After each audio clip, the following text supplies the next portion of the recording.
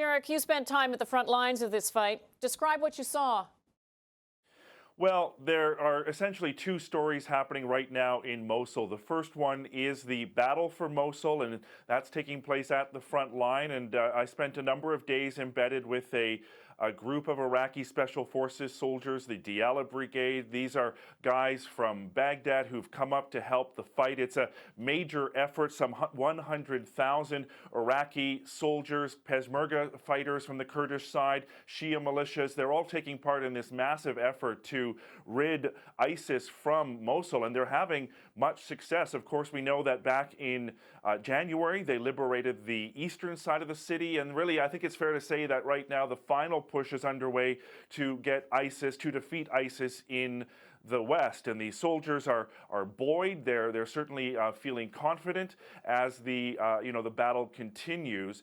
The other important part of the story is the effect that the battle is having on the civilian population, and we saw that certainly at refugee camps that are overflowing. The United Nations building 2 more camps right now because so many people, thousands of people, at least 5,000 people fleeing the fighting every single day. So putting a large toll, struggle for the aid agencies in the area. But the other thing that sort of stood out for me, Alison, is the fact that, for nearly 3 years, ISIS imposed really a communications blackout from Mosul. We didn't really get a sense of what was going on. And I had the opportunity to, go into Mosul, speak to not only soldiers, but people telling me stories about what life was like. Most boys and girls didn't go to school. Those who did were taught, the curriculum that focused on hate and war.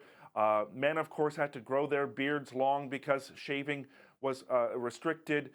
Women couldn't go out of the house on their own. They couldn't go out without being veiled. So life is slowly changing. There are people celebrating their freedom, but of course, it's a very, very difficult situation for those who do remain in Mosul, in Iraq's second largest city. Mosul is obviously key to the fight against ISIS, and this particular offensive was launched last fall. What's your best sense of where things stand now?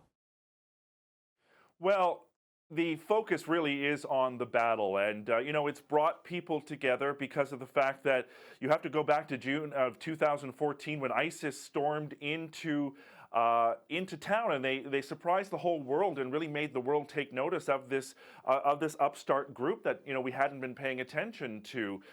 They basically left the Iraqi forces running for their lives, and they fled so quickly. Some soldiers didn't have time to pack up their guns. So this is an opportunity for Iraqi security forces to try to sort of right that wrong, show that they've learned a lot since then. And I think the expectation, Alison, is clearly that after the success the Iraqi security forces had in Tikrit and Fallujah and other cities in southern Iraq, that they will win in Mosul. But then the big question is, what happens next? Clearly there will be sectarian tensions between Sunni and Shia Muslims. Assyrian Christians I talked to said they just don't feel safe going back even with ISIS out. And then you've got the whole problem of how do you rebuild this city that's seen so much damage. And of course, thousands upon thousands of people have been displaced as well. What kind of conditions are they facing, given that their city is in ruins? Yeah, terrible, terrible, desperate conditions in the camps. When it actually rained quite a bit when I was there, making it even worse for these people who have lived through so much, 3 years nearly under ISIS. We were in some of the neighborhoods in the southwestern part of Mosul that had just been liberated, and driving through a couple of main streets, on both sides of the streets. It's not as bad as the pictures we've seen in Aleppo in Syria, but it's definitely a lot of destruction. People will not have homes to go back to when they, when the western side of the city is declared free. And so aid agencies, really know that they are going to be there for the long haul. And a number of families we spoke to said they just simply don't think that they want to go back to Mosul. One Sunni family said that they are worried about what will happen to them, as a religious minority in the city of Mosul. So people are trying to figure out where to go next, and something that the security forces are dealing with as well. Derek, thank you very much for this. No problem, Alison.